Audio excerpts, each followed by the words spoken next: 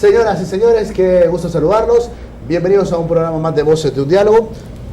Siempre con los temas que generan impacto en el país, seguimos abordando la temática que tiene que ver con la crisis política que se ha generado luego del proceso electoral del 26 de noviembre pasado. Tratamos de poner sobre la mesa todos los elementos de cara a un nuevo periodo presidencial que viene, quieran o no quieran, que ya está en marcha, todo está en marcha. Ya hay un reconocimiento internacional, ya hay tantas cosas. No queremos desconocer tampoco las acciones que desde la oposición se están generando y que se están anunciando sobre todo. No podemos desconocer precisamente esos elementos porque precisamente por eso es una crisis, porque no hay un reconocimiento expreso de la oposición a los resultados del pasado 26 de noviembre. Seguimos poniendo sobre la mesa estos elementos y seguimos escuchando a cabezas frías. Ojo con esto, cabezas frías, que nos dan sus consideraciones sobre cómo se está desarrollando esta crisis política en Honduras. Hoy platicamos con un amigo, un distinguido caballero, político de oficio, pero también de experiencia, don Olvan Valladares. Qué gusto saludarlo, feliz año. Gracias, igualmente. ¿Qué tal? ¿Cómo la pasó? Tranquilo, como decía mi viejo, que Dios lo tenga en su gloria, lo mismo todos los años. ¿Algo nuevo? Pero siempre renovando las esperanzas de que se abre un nuevo periodo, que la verdad es que no es que se abre, es continuo, pero todo el mundo espera que las vicisitudes, los problemas que se tuvieron en el año que termina se subsanen en el siguiente y que podamos ver la prosperidad. Yo les decía a mi gente en son de broma, yo tengo muchísimas décadas ya de estar con conciencia política y con conciencia ciudadana y lo que usted quiera, y yo tengo muchísimas navidades de escuchar Feliz Navidad y Próspero Año Nuevo. ¿Ya le aburrió? Y entonces yo me preguntaba, es que no he visto el próspero todavía. Pero no es broma. Pero lo siento muy bien, sí. Siento en su espíritu bastante alegría, bastante optimismo. ¿Lo percibo en usted o lo conozco? Tuve un percancito ahí el mes pasado, no, pero la verdad en octubre, y bendito Dios, no me tenía en la lista todavía, y gracias a los médicos y a la providencia divina, pues todavía estamos aquí. Pero ya ve, usted sonriente, sí. y me alegra verlo así. Claro, muchas gracias. Buen amigo, sí, muchas gracias. Y me alegro por eso. Pues si quieren entramos en materia, porque acá yo escucho muchas posiciones extremas de un lado y de otro, poca capacidad de manejar las cosas con la sobriedad del caso. Veo que está bastante polarizada la sociedad y sobre todo en política. No se logran poner de acuerdo. ¿Cuál es su valoración sobre lo que pasó después de este 26 de noviembre? Yo creo que esta es puede llamarse la crónica de una crisis anunciada.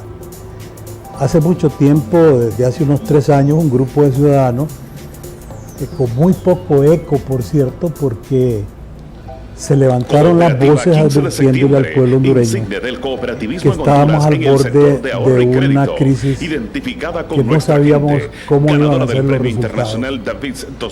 Incluso quiero advertirle que al presidente de la República, en un desayuno que nos invitara con unos dos personajes más, Enrique Aguilar Paz y el doctor Ramón Custodio, le recomendamos muy respetuosamente en aquel tiempo que si él desautorizaba a aquellos voceros que estaban estimulando el rompimiento de la Constitución y promover el continuismo, mal llamado reelección, que si lo hacía así desautorizando, calculábamos que el 60 al 70% de los problemas en la calle se iban a subsanar.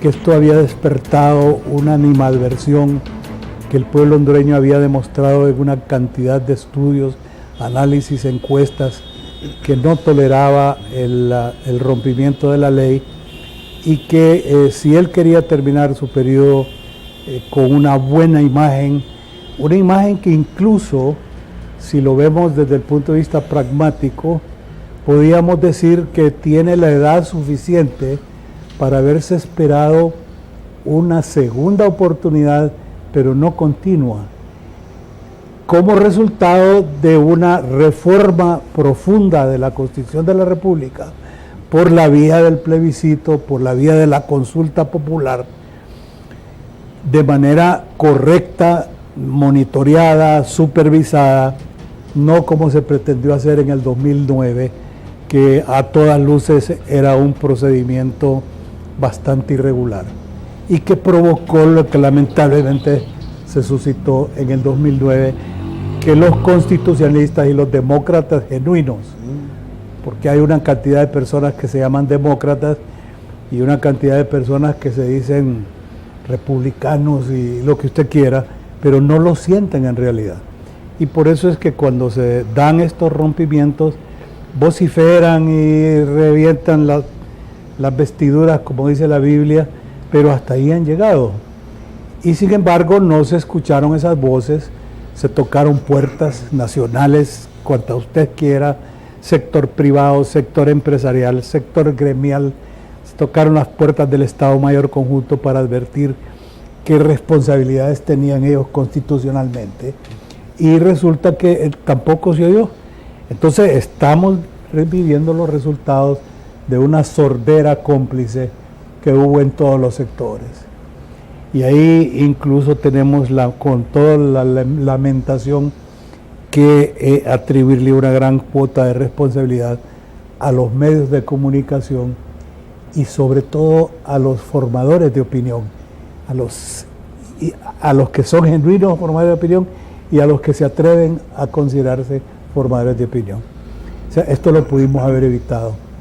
Mire, solo nos queda clamarle al Señor, a Dios Todopoderoso, que una vez más se apiade de este pueblo, que una vez más logre aplacar los ánimos y que encontremos el camino de la concordia, del respeto mutuo, para que podamos salir de estas honduras, como lo dijo la tripulación de Colón en aquel tiempo, o Colón mismo.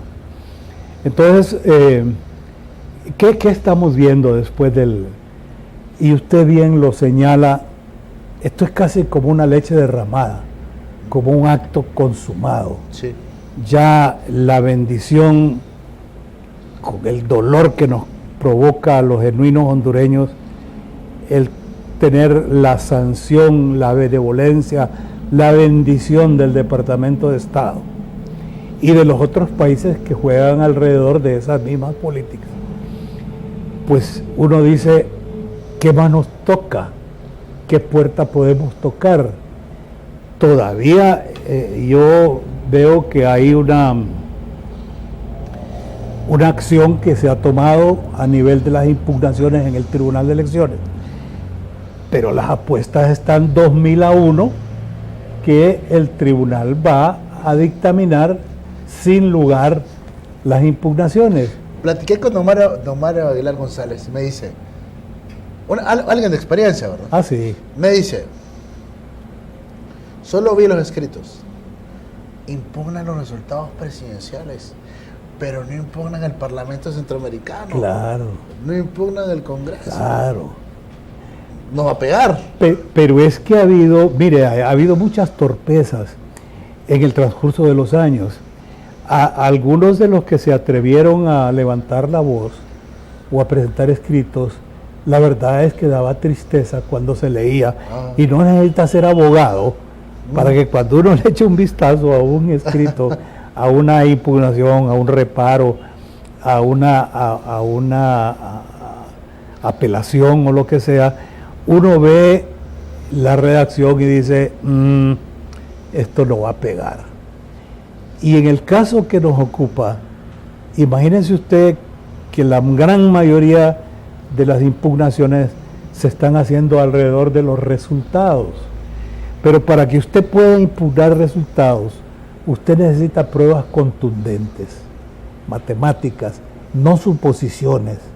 Y hasta este momento, las pruebas que se han presentado, lastimosamente, han sido rebatidas todas. Y han sido rebatidas en todos los niveles.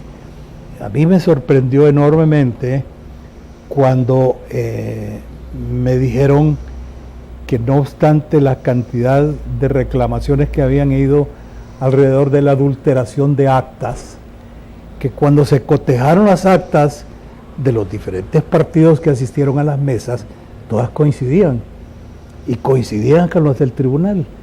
Entonces mi gran pregunta es, por Dios santo, y entonces, ¿dónde está el asidero para poder reclamar por la vía de los resultados? Quiero decirle que el Frente Patriótico, ese grupo de ciudadanos que ha venido peleando durante 3 años, presentó su impugnación siguiendo la misma línea de pensamiento que se traía desde antes, y era impugnar la presencia del candidato oficialista, el presidente de la República, porque la Constitución todavía lo prohíbe y porque el procedimiento que se siguió es irregular. Y ese procedimiento lo señala la misma Constitución de la República como un procedimiento inaceptable. ¿Cuál es ese procedimiento? El que un órgano del Estado, un poder del Estado, que no está facultado jamás para emitir y derogar una Constitución, reformar una Constitución, declarar de manera absurda, si se me permite utilizar la palabra, entre comillas, la inaplicabilidad de la Constitución, que es algo que en las universidades de Europa se ha tomado como un ejemplo de lo que no puede hacerse de manera jurídica. A mí me han dicho mis nietos que estudian en España que eso fue motivo en su momento de un estudio en las facultades de las universidades de España, porque no se preguntan cómo es posible que una Constitución de la República se declare inaplicable. ¿Y por qué se declara inaplicable? Porque se dice que es inconstitucional. ¿Y cómo puede ser que la Constitución sea inconstitucional? Entonces, es una trama que lo deja a uno en realidad perplejo. ¿Y sabe qué siento? Que ese argumento, hoy por hoy, el tema jurídico, el tema del respeto a la Constitución de la República, que el tema de la violación a la Constitución de la República es lo menos importante. Es lo menos importante. O sea, a mí me parece impactante. Sí, Yo creo sí, que en sí. un Estado de Derecho, en un país serio, en un país de una sociedad avanzada, es el hecho primordial. Acá yo no sé en qué lugar está, pero no está en los primeros lugares. No. Acá está prevaleciendo interés particular, está prevaleciendo fraude, porque cuando algo comienza mal, se desarrolla mal y termina mal. Y mire que en los años de experiencia, habiendo bregado en las aguas turbulentas del Congreso Nacional y haber experimentado también las imposiciones de las maquinarias y de las mecánicas, de las mayorías mecánicas oficialistas de ambos partidos tradicionales, tanto liberal en su momento como nacionalista en su otro momento, y de haber distorsionado la ley para amoldarla a los intereses particulares de ese grupito controlador político en ese momento para satisfacer intereses de otra naturaleza que no eran los hondureños. Y yo quiero terminar tal vez esta fase de esta apreciación haciendo una observación muy importante. Fíjense que el grupo de defensores oficiosos del continuismo alegaron en su momento, y lo siguen haciendo incluso en foros de carácter internacional, que todo esto es cosa juzgada. Es una palabra sagrada en materia jurídica, cosa juzgada. Eso quiere decir que nadie puede desvirtuar, retroceder, a menos que sea por la vía fraudulenta, una decisión de un órgano jurídico como es eso, cosa juzgada. Entonces la gran pregunta que hemos hecho siempre, desde el principio, fue que la Corte Suprema de Justicia, sin tener las facultades para ello, dejó sin aplicación, según la Corte Suprema, supuestamente dejó sin aplicación el artículo que prohíbe la reelección. Y eso se le ha llamado cosa juzgada. Al mismo presidente de la República lo he escuchado en varias oportunidades decir que 2 cortes de justicia, que en realidad no son 2 cortes, es la misma Corte de Justicia que en su momento lo que hizo fue, por las razones que ya todos conocemos, emitir un juicio que yo casi ni le llamo un fallo, porque no puede ser fallo algo que es irregular, donde decía que no era aplicable y que la reforma había que hacerla, del pétreo prohibiendo la continuidad. Entonces mi gran pregunta en relación con cosas juzgadas, y se lo dejo a los televidentes para que reflexionen sobre ello también, es que en el año 2008, la Corte Suprema de Justicia misma, frente a una apelación que hizo, un amparo que presentó el fiscal general de la República, el fiscal, no fue ni siquiera el candidato o el presidente Micheletti. Fue el fiscal, fue el fiscal el que presentó un amparo ante la Corte Suprema de Justicia y la Corte lo amparó. Y la Corte dijo que don Roberto Micheletti tenía todo el derecho de aspirar a ser candidato a la presidencia de la República por cuanto la Constitución de la República en su estado original no se lo prohibía. Y dijo, a renglón seguido, en su gran resolución, muy razonada, dijo que los pétreos eran inmodificables. Y esto viene en razón de que el presidente Porfirio Lobo se lanza a la presidencia de la República desde el Congreso pensando que iba a ganar. Correcto. Y que nadie más iba a volver a lanzar. Correcto. Perdió. Por eso es que no, sí, en aquel momento no provocó el cisma que provocó posteriormente. Porque como perdió el presidente Lobo y posteriormente ganó, entonces no hubo nada. Y lo mismo le pasó al presidente del Congreso, Micheletti. Como pierde... nadie se interesó en moverlo. Nadie se interesó en lo que había dicho y se tomó normal la resolución de la Corte Suprema en el sentido que los pétreos estaban blindados. No había que preocuparse por eso. Sin embargo, no hubo turbulencia. 7 años después, 7 años, la misma Corte Suprema de Justicia, porque en Honduras solo hay una eterna, que es Corte Suprema de Justicia, con otros protagonistas, emite otro fallo, desconociendo totalmente esa resolución. Es más, ni siquiera le paró bola, como se dice en buen hondureño, esa resolución, y embargo dice que ese artículo es inconstitucional, cuando es parte de la Constitución. Eso está como que usted me dijera que este brazo de aquí no es de Olvan Valladares, porque no es de Olvan Valladares. Sencillamente, es mío, es parte de mi ser y va a estar conmigo hasta que yo fenezca. Igual es el artículo que prohíbe el 242 y los otros que prohíben también la reelección, y el 235 que es muy claro. Claro, usted hablaba de la responsabilidad que muchos sectores tienen de este escenario político. Yo quería hacerle una salvedad, porque me parece que usted con mucha propiedad señala a estos sectores que muy específicamente lo hizo. Quiero comentarle algo y compartirle algo, solo para que quede también como constancia histórica. Cuando se da la resolución de la Corte, respondiendo fue al expresidente Callejas, no a los diputados. Correcto. Al día siguiente, Esdras Amado López, sí, Javier Aguilera, un diputado que se llama Héctor Padilla y su servidor, fuimos a la Corte y presentamos un documento ante la Secretaría de la Sala de lo Constitucional solicitando que ese tema no tenía por qué conocerlo la Corte, sino que mándenlo al Congreso y que el Congreso determine si era vía plebiscito, ¿verdad?, que se iba a tener que tomar una decisión de esa naturaleza, que fuese allá y que el Poder Judicial se hiciese a un lado, que se limitara a conocer ese tipo de situaciones. Se hizo la acción. Sí. Por esa responsabilidad que usted dice, que ahora nosotros no podíamos ser partícipes de una acción, claro, de esa naturaleza, y está la constancia histórica ahí. Sí. Después, que es lo que yo quiero que aterricemos ahora, si me lo permite, ¿qué pasó? O sea, hay actores políticos responsables al más alto nivel de esta realidad que tenemos hoy por hoy. Y yo le puedo mencionar el único nombre, y es el de Manuel Zelaya Rosales. Sí. Si Manuel Zelaya Rosales habla con Olvan Valladares y lo escucha a Olvan Valladares, escucha a todos, porque de repente que esto no es una cuestión ideológica.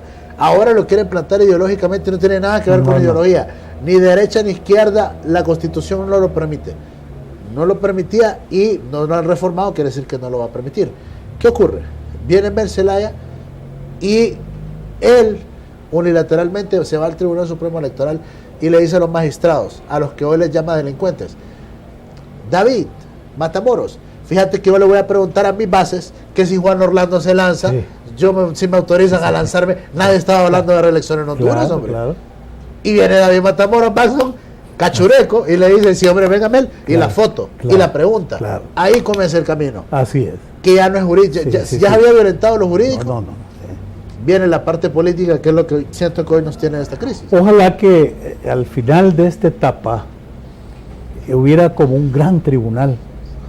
Yo no sé si divino, no sé de dónde tendría que ver, y que nos juzgara a todos, ¿Sí? porque la verdad usted tiene toda la razón.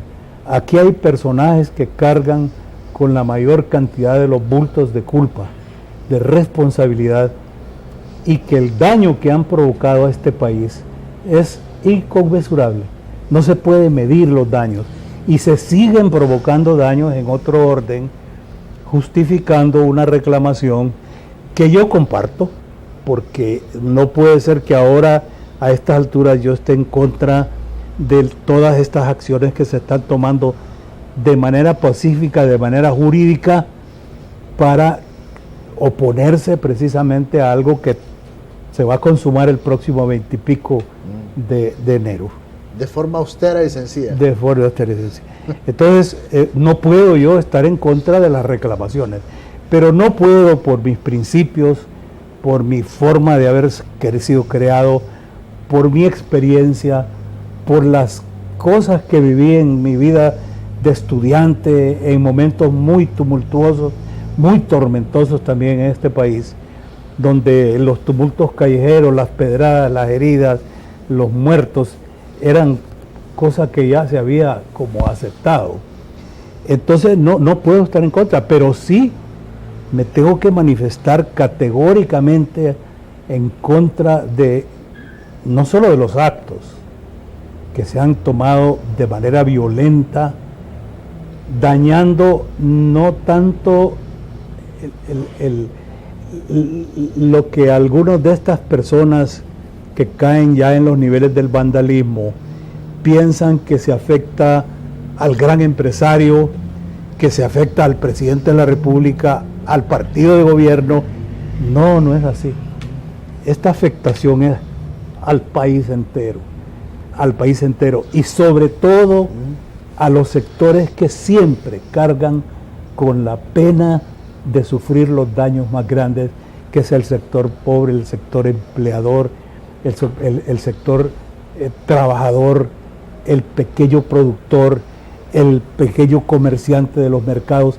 Esos son los que sufren más, porque esas personas no tienen manera de restituir los daños materiales, y cuando alguien de ellos pierde la vida de manera directa o indirecta en unas cosas de estas, nadie se acuerda de ellos. Nadie, no hay líder pseudoproclamado, como usted quiera, que se acuerde siquiera de enviar una flor al sepelio o hacerse presente en un sepelio. Pero yo fíjese que yo tengo una valoración sobre ese tema. Adelante, está en su casa. Gracias. Yo siento que, adelante, con toda la confianza del mundo, no se preocupe. Yo siento que, bueno, hechos vandálicos, tal, quema de llantas, se enoja el cardenal, dice que se altera la paz, no sé qué paz, no sé cuándo ha habido paz en Honduras. Pero eso es como irse a la consecuencia antes de qué motivó la crisis, qué motivó los muertos, qué motivó saqueos, esa situación crítica. Y yo sigo pensando que hay responsables de esa crisis. Claro. Personas, o sea, Sí. antes de juzgar al que se metió a Electra, a Diunsa, a Tropigás, antes de juzgar a ese, yo tengo que pensar cómo se generó esa crisis y responsabilizar a la persona o al grupo de personas que lo generaron. Claro. No nos podemos ir con aquel que toma una decisión de ir a saquear un lugar. Bueno, está bien, pero y hay que caerle, ya los tienen atrapados, ya los capturaron.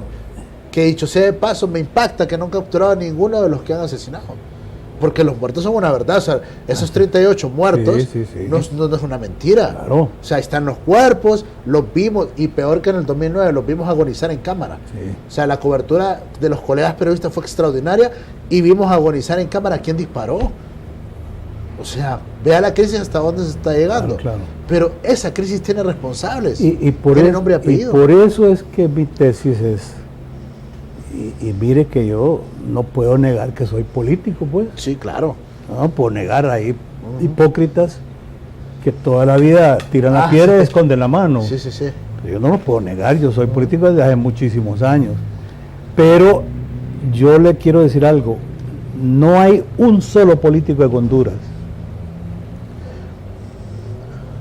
que merezca o que valga la pena el derramamiento de una sola gota de sangre hondureña.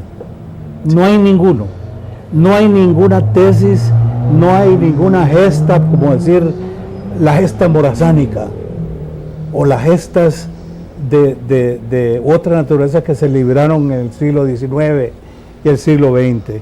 No hay en este momento, y no lo ha habido en hace muchos años, ningún político que amerite decir que yo voy a ofrendar mi vida por esa posición. Uno no brinda la vida, uno no brinda la muerte, no se muere para poder tener algo que está viviendo el país. Uno tiene que vivir para levantar el país, no muerto. Honduras no necesita muertos para levantarse, necesita vivos. Y entonces aquí es donde yo digo, y comparto al 100%, que si tuviéramos ese tribunal supremo, superior, y que nos enseñara con nombres y apellidos los responsables de esta crisis, y los responsables de esas muertes, y los responsables de las pérdidas materiales, que son las menos, pero que al pueblo pobre, al pueblo trabajador, al pueblo humilde, a ese humilde comerciante de los mercados populares, donde la insensatez le ha destrozado su vida, y que nadie de los políticos, ni las fuerzas, ni nadie le va a reparar esos daños. Nadie le va a recuperar. Y si alguna vez, menos la vida. Y menos la vida. Pues. Menos la vida, se fueron de gorra. Aunque tenían un ideal respetable. Es que yo creo que el que usted tenga un ideal, el que yo tenga un ideal, no tiene que llevar a que me maten. No, o aprovecharme de mi ideal. Claro, yo no puedo venir como líder político a decirle, solo porque sé que hay mucha gente que comparte mi forma de pensar y que votó por mí, mire, vamos a las calles, como carne de cañón. Claro. Yo creo que es irresponsable ese punto, cuando no existe una estrategia, que yo creo que es el punto en el que vamos a ir aterrizando, porque estamos cuestionando todo con la fuerza que corresponde, porque tenemos el derecho, tanto usted como político. Yo incursioné en la política, yo fui parte del proceso y me considero víctima del proceso también. Y hemos sido víctimas todos. ¿Verdad? O Igual, sea, sí. entonces, ¿qué pasa? Yo me considero víctima y tengo todo el derecho de cuestionar al Tribunal Supremo Electoral, de cuestionar el sistema, de cuestionar el hecho de que digan, no quiero a Olban en este Congreso, y no quiero a Esdras, no quiero a Alan, no quiero a Javier. Qué lujo, pues, de decirlo. Sí. Porque los votos los vimos, los votos los teníamos. Pero no por eso voy a venir a este medio de comunicación a decir, bueno, hoy le vamos a dar vuelta a este país. No es que para darle vuelta a este país y para que Juan Orlando nos siga, tengo que pensar el doble de lo que debía haber pensado durante el proceso. Y creo que podemos ir aterrizando ese tema, porque estamos cuestionando duro lo que pasó. Y le voy a hacer una advertencia, Alancito. Mire, estoy seguro que este programa y esto que estamos manifestando va a tener una cantidad de chats de lo que yo llamo los revolucionarios ahora de dormitorio. Ajá. Porque ahora la revolución del teléfono y de las redes sociales es enorme, terrible. Antes se les llamaba revolucionarios de cafetín, porque discutían en los cafés, en los restaurantes del centro de Tegucigalpa, y ahí se dieron grandes discusiones y hasta ahí llegaban. Y aquellos otros que aún se atrevían a empuñar o a emprender otros caminos que al final costaron muchas vidas y muchas pérdidas, muchos dolores, muchos exilios, muchos daños a mucha gente, porque no se razonó en su momento, no se hizo pragmático. Quien va a librar una guerra tiene que tener la capacidad de pelea. Usted no puede ir a encontrarse con un poderoso. David, cuando se enfrentó a Goliat, ya había probado su onda, y David mataba leones antes de matar a Goliat, y cuando fue con una estrategia, sabía que podía enfrentarse, y por eso se ofrece ante el rey para enfrentarse al enemigo. Pero cuando usted lleva a las masas inocentes, nobles, como usted bien le dice, y yo así lo considero, con un ideal respetable, que comparten, respetable, sí, es muy respetable, pero usted se aprovecha de eso para llevarlo a una pelea desigual, donde usted sus probabilidades de triunfo son 0, eso es delito para mi juicio. Eso es un pecado imperdonable.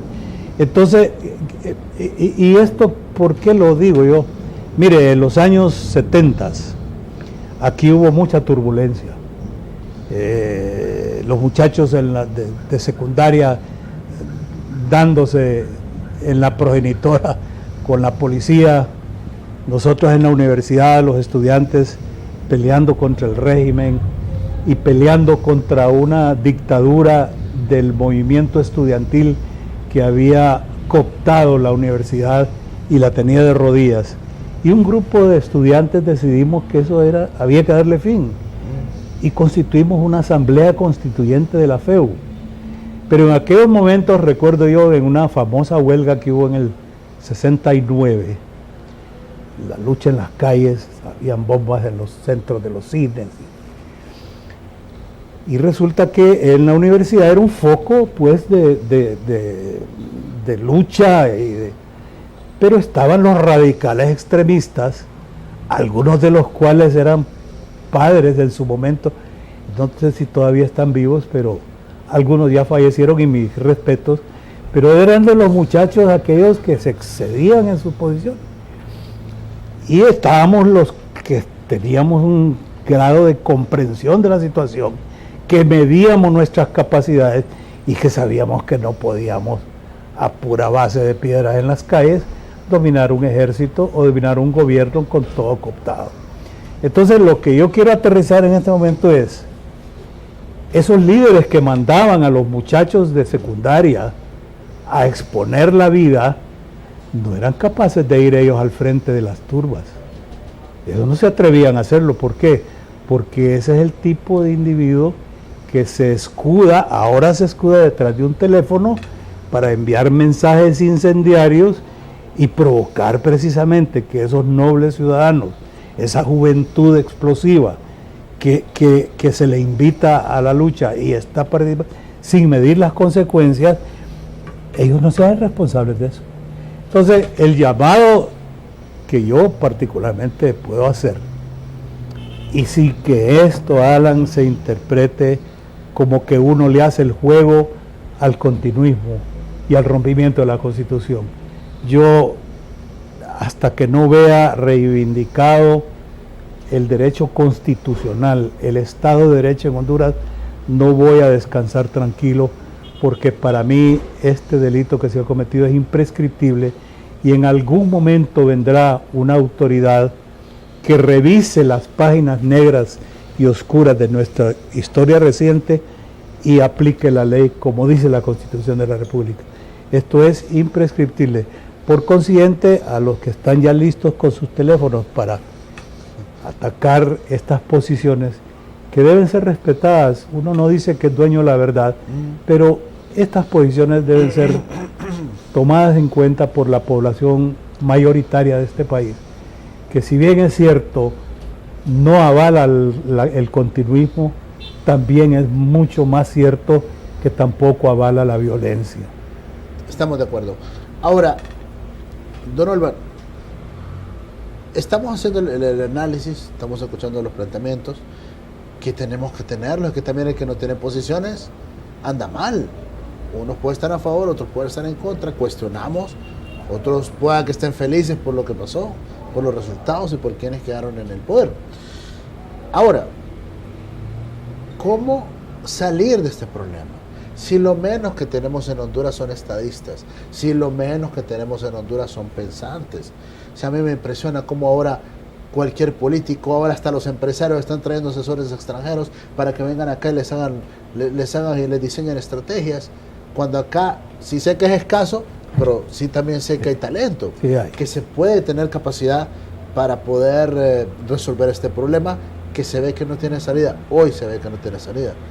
Sin embargo, ¿qué sugerir en ese sentido? ¿Cómo encontrar la salida? Yo creo que salidas sí hay, siempre hay salidas.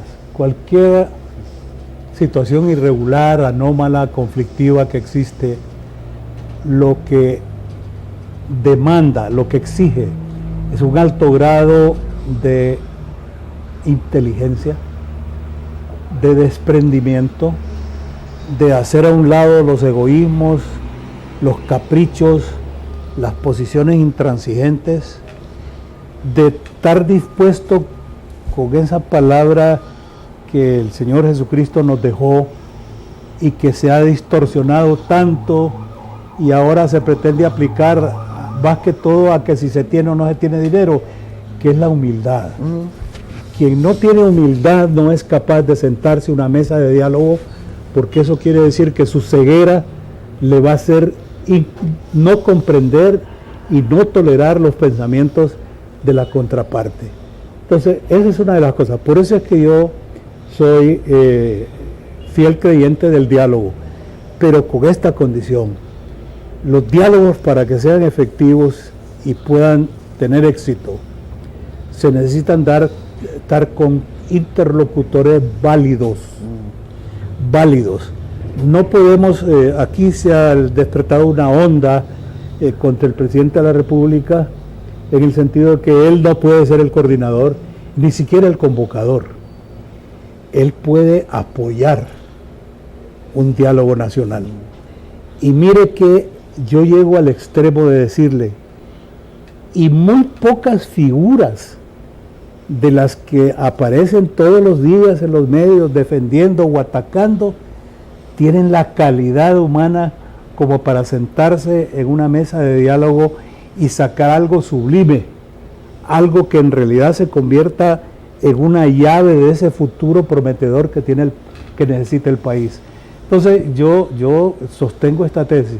Mientras continuemos, ya lo he visto en estas reuniones preparatorias que el presidente ha hecho, que son monólogos, porque ahí no opinan nada los que están alrededor de una mesa. Solo escuchan. Pero yo veo las caras y digo, son las mismas caras. Son las caras que en el pasado las hemos visto intervenir en una infinidad de mesas redondas, de diálogos del presidente de la República, y no han terminado en nada concreto. Entonces, si estamos viviendo una crisis tan delicada, no es posible que nosotros vayamos a tener los mismos arquitectos que ya construyeron en el pasado una fachada feísima de un país que merece algo más. Interlocutores válidos. Hay. No quiero ser pesimista y decir que no hay. No, sí los hay, claro.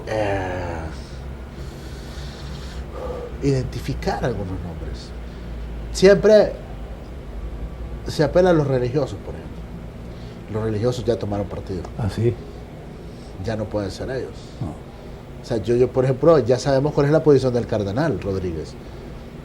Y la posición del cardenal Rodríguez es a favor de lo que está ocurriendo, del status quo. Entonces, ¿de dónde van a surgir esos interlocutores válidos? ¿Dónde están? Y el problema, Alan, es que hemos ido perdiendo la fe, aunque esta es una frase que mi padre la decía hace 50, 60 años. Y decía, es que en Honduras ya nadie cree en nada ni en nadie.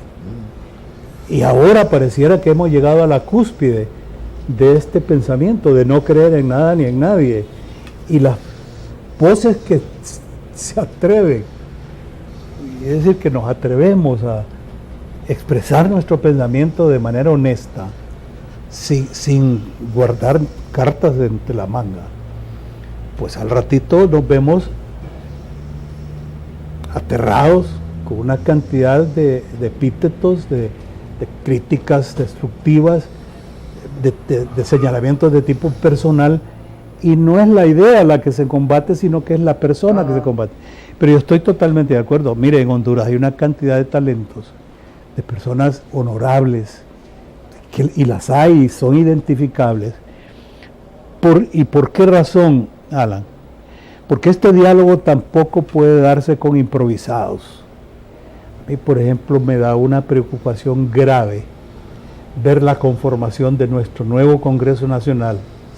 Es que si bien el Congreso anterior adolecía del mismo mal y de la misma insuficiencia, era una anemia de talento la del Congreso anterior, sí, en que teníamos 128 curules ocupados y de los cuales tal vez 10 participaron en 4 años en los grandes debates, y póngale 20 fueron los que aportaron en las comisiones de trabajo, en las posiciones sensatas. Los demás fueron a devengar un cheque, y alguno que otro haberse involucrado en actos que ahorita la justicia los está señalando.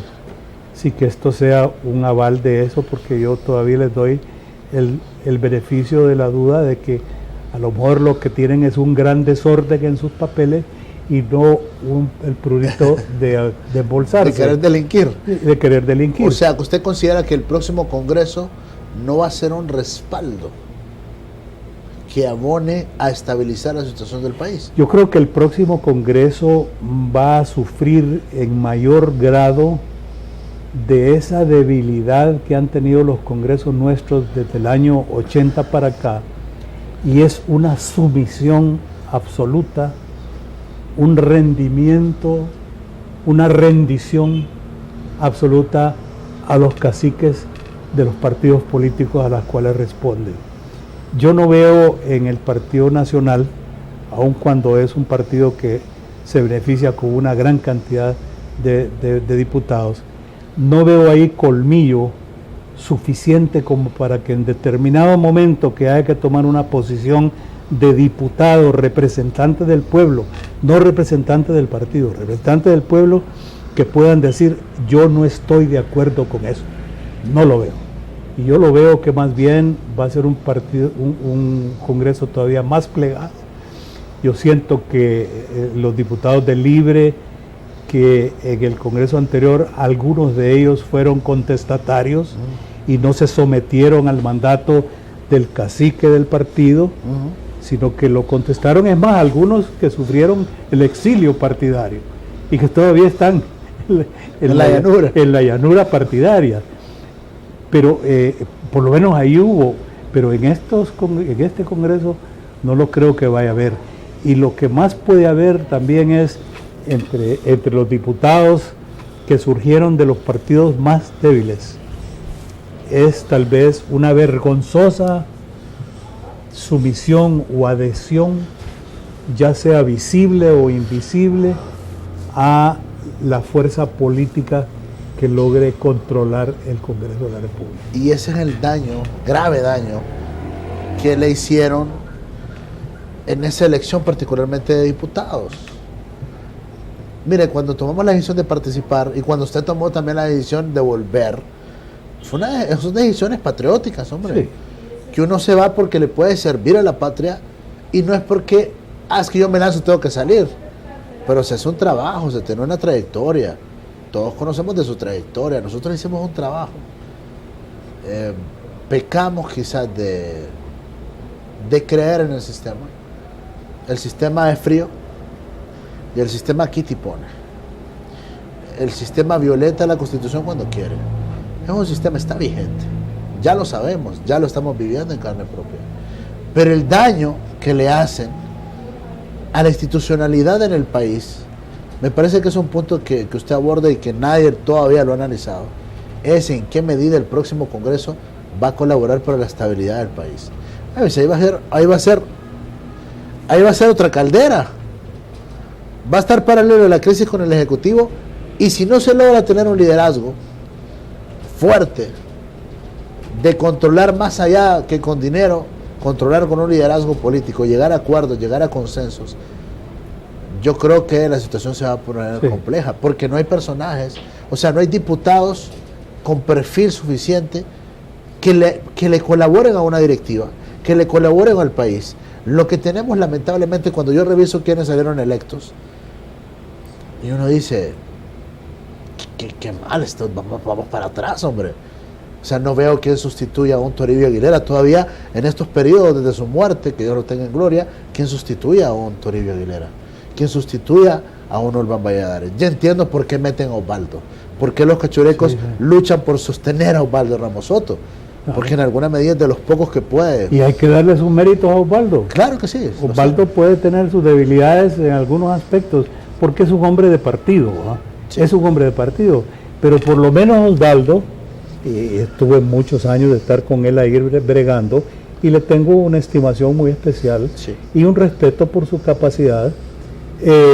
Osvaldo por lo menos es un hombre que en determinados momentos orienta para que no se salga el río de la ignorancia, ese riachuelo de la incomprensión, que no se desborde y no provoque problemas en la emisión de las leyes. Entonces Osvaldo es un diputado que es totalmente necesario.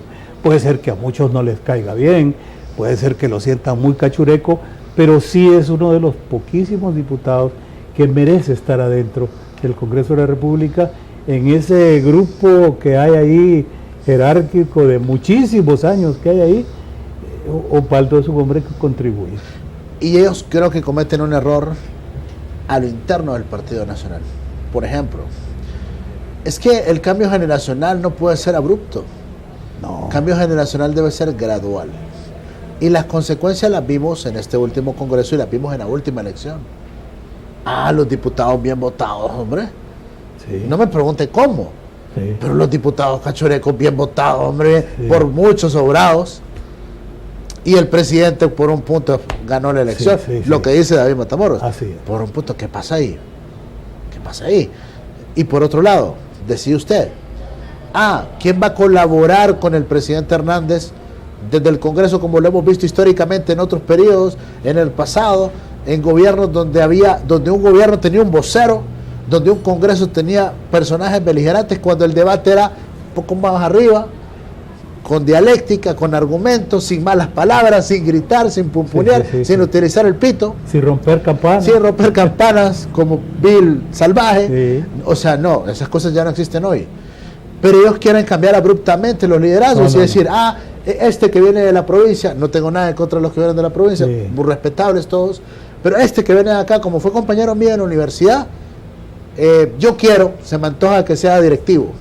Y como este fue otro compañerito mío en la escuela y fue pobre conmigo y los dos venimos de abajo, yo quiero que sea otro directivo. Y este, como me hizo un favor y se hizo amigo mío sobre la marcha, es un muchacho bueno, yo quiero que también, capricho mío, sea directivo. Así. Yo creo que donde han ido equilibrando un poco es con Oliva. Usted fue compañero de Oliva, lo conoce, es un diputado de carrera. Le costó agarrar un poco de ritmo o le costó enrumbarse, pero creo que hoy por hoy cuenta con muchos atributos para que lo tomen en cuenta para seguir.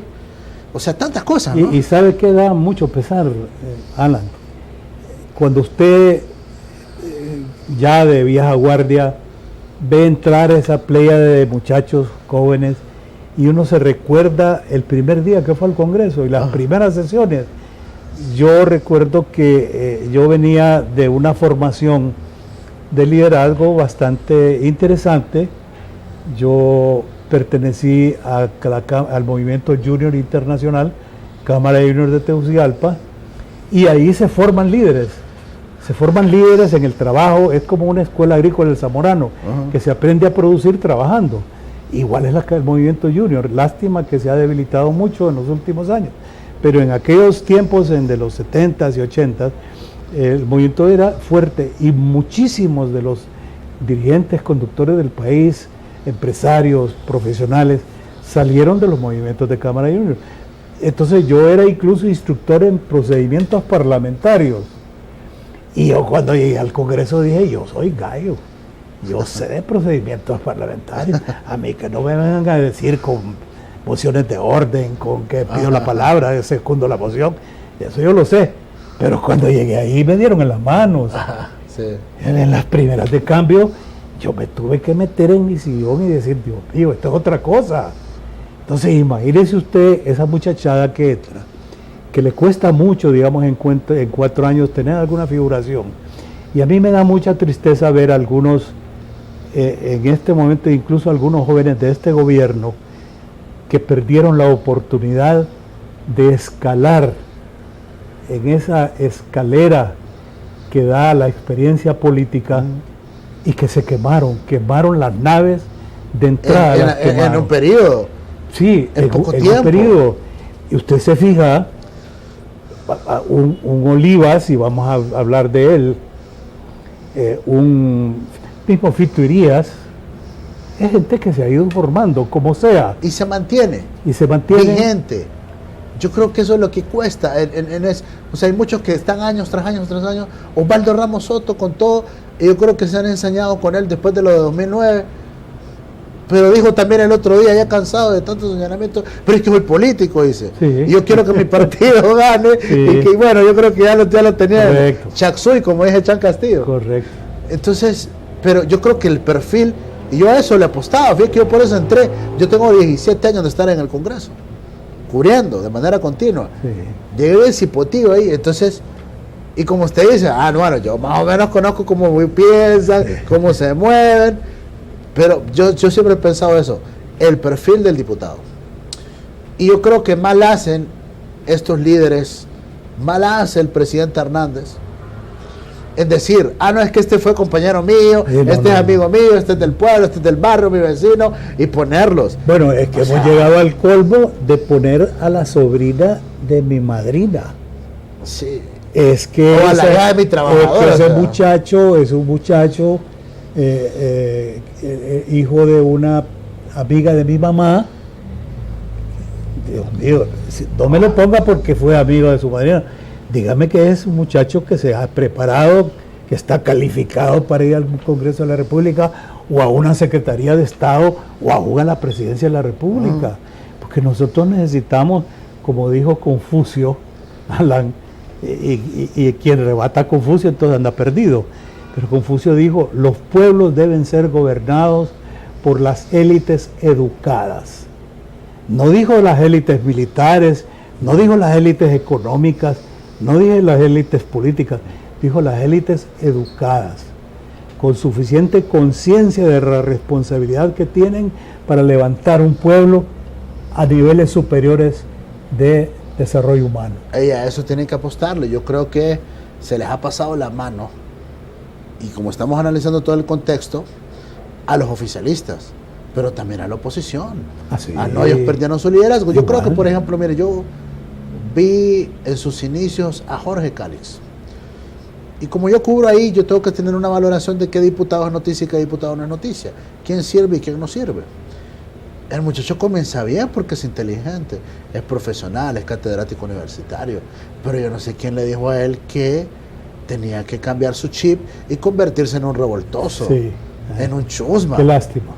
Porque el perfil de él era otro. Sí, sí. Y así sucesivamente yo miro otros líderes dentro del Partido Nacional que a lo que los enseñaron es andar con carros seguidores, andar con carros blindados y pavonearse en la junta directiva. No, eso no es perfil. Si cualquiera, ya lo dijo usted, el hijo de la aseadora puede llegar a ser directivo del Congreso. Yo no tengo nada en contra del hijo de la aseadora. Si se lo gana. Bendito Dios que pudo superarse. Porque muchos hijos de aseadoras, que hoy están en el Congreso, se lo ganaron. Y son de carrera. Y aportan y contribuyen al país. Y se preocuparon por prepararse. Pero don Olván, o sea, aquellos guirros, le llamo yo, que en 2 periodos ya son hacendados, que en 2 periodos ya usted les conoce una flota de vehículos, que en 2 periodos son millonarios. Dígame usted, hombre, que estuvo varios periodos, hombre. Y mire que a mí me causa mucha curiosidad ver que cuando usted habla de blindados, y yo me pregunto, pero si es que estos muchachos, si tienen el alma tranquila, la conciencia tranquila, ¿de quién blindan los carros? ¿De las balas que no existen o del pueblo que quiere acercarse a ellos?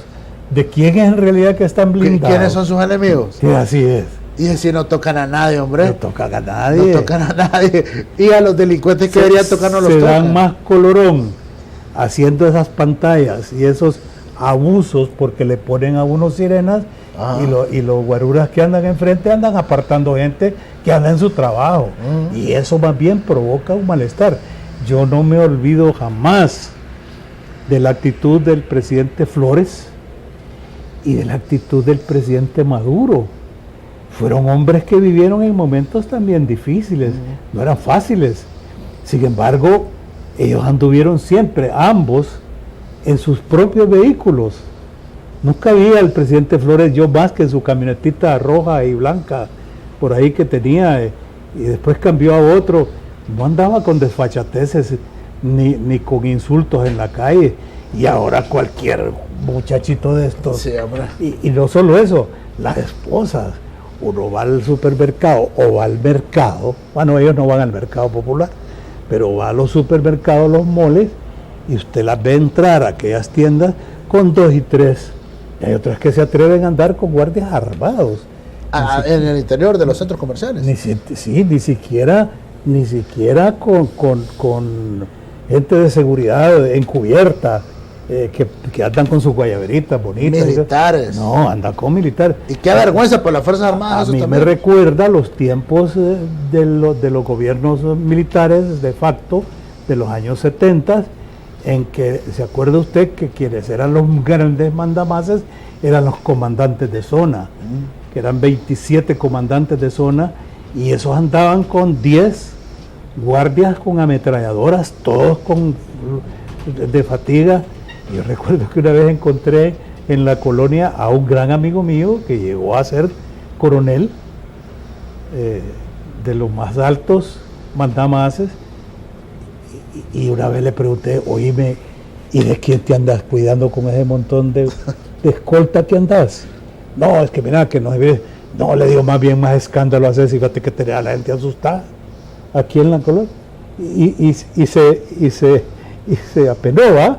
Por no decirle otra palabra hondureña, se apenó. Sí. Pero eso es lo que hacen es provocar en realidad malestar. Y mire cómo es la vida. Y vea qué día se lo cuento. Estamos empezando 2018. A muchos de estos, no solo cachurecos, de otros partidos, lamentablemente por esa mala forma de ser orientados y de darles poder cuando no lo merecen y cuando no les corresponde, los vemos en la cárcel y los vamos a ver en la cárcel. Sí. Si ya cayeron estos por un poquito, sí, aquellos no son de poquito. Así no. Y lamentablemente los vamos a tener que ver presos, y aquí me va a tocar informar a mí porque la historia se escribe y quien desproporcionadamente crece en Honduras tiene que caer. La historia lo registra. Mario Zelaya era un buen hombre. Yo cuando escucho hablar de Mario Zelaya y los conceptos de Mario Zelaya antes del escándalo, tenía los mejores conceptos de él, el mejor ortopeda de Honduras, de la región, que no tiene mucho dinero. Generoso, bondadoso, le ayudaba a mucha gente. La obra social que hacía era muy buena. Pero se mete a política, lo enferman, lo ponen de director y le plantean una trama, él se la está tragando. Y otro problema, Alan, con este tipo de personajes es que cuando no hay solidez en los principios, sucumben ante las presiones de los superiores. Y yo no sé cómo profesionales muchas veces exitosos. Aquí hemos tenido ministros, por ejemplo, de salud pública, profesionales de la cirugía, de la medicina, que en su práctica privada son personas respetables y van a ganarse 60, 70, 80 mil lempiras un puesto nominales, cuando son honestos, y sin embargo sucumben ante la presión del mandamás, y por eso es que se ven arrastrados a cometer una cantidad de delitos, porque de alguien de algún lado, que ya sabemos más o menos de por dónde es, le cogen el teléfono y le dan instrucciones y los compromete, y tienen que dar como la mafia, tienen que dar una cuota semanal o mensual de las coimas. Por eso es que oía yo en una entrevista que hizo Edras Amado y que ha estado apareciendo en las redes sociales, de un testigo protegido de un caso muy sonado aquí, que entonces empezó a revelar cómo es que venía la cadena de la coima, la cadena desde el director del departamento al viceministro, al ministro, al secretario y más para arriba hasta ver hasta dónde. Y vea qué perversos son. La están viralizando ahorita a través de las redes, no con un carácter patriótico, que fue el espíritu de la entrevista. Correcto. La agarra a narrarla y a narrarla porque en aquel entonces no era candidato, no le importó la entrevista. Así es. Hoy es candidato y hoy se siente afectado, nos viraliza la entrevista, que tiene derechos de autor a propósito, claro. ¿verdad? Y la utilizan políticamente para sus intereses. Así es. No se va al fondo de decir o sea, la entrevista es una pieza exclusiva, periodísticamente hablando, del más alto nivel. Del más alto nivel. Pero él la distorsiona, hombre, y ella la utiliza políticamente y dice en las redes sociales, Esdras Amado López lo entrevistó, el testigo dice tal cosa. No, pero no, que no lo utilice para su interés político. Seamos patriotas. Sí.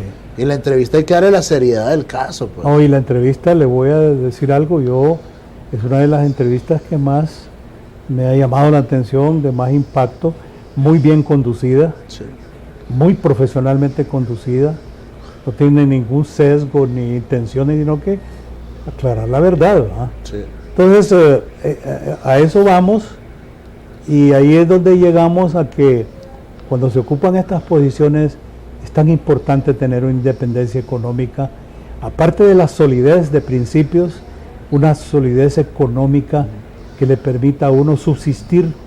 Como digo yo, vemos personas que vivimos para hacer política y hay otros que hacen política para poder vivir. Es un modus vivendi.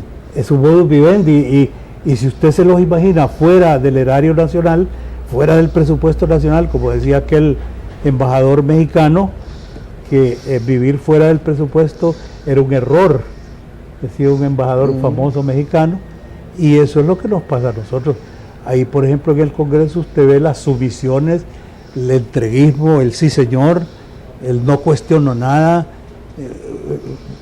Usted que ha cubierto esa crónica, ¿no le causa a usted un pesar enorme cuando usted sabe que tras bambalinas 4 o 5 personas están discutiendo un tema de trascendencia nacional importantísima?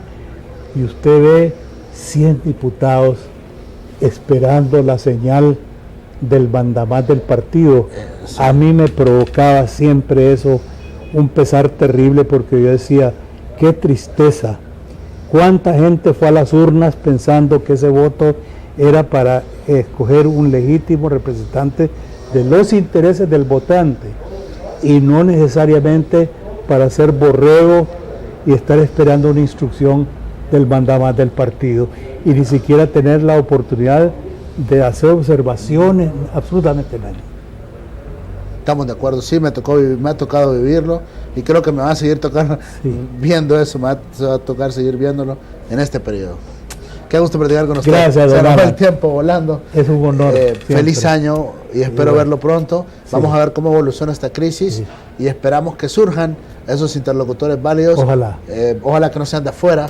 Sí. Creo que los problemas todavía se pueden resolver acá. Si es de afuera, yo creo que cambian varios elementos. Yo creo que lo que necesitamos es un moderador experimentado de afuera, para que no sea víctima del señalamiento sectario, partidario, como ocurre siempre, ¿verdad? Bueno, qué gusto. Gracias. Don Olmedares. A la orden. Don Olmedares, acá en Voces de un Diálogo. Muchas gracias a todos ustedes que han estado pendientes del programa. En nombre de Ligesor y Rodríguez, al frente de la producción, Manuel Rojas es el ingeniero encargado de la coproducción del programa. Señoras y señores, yo soy Alan Fiallos, con permiso.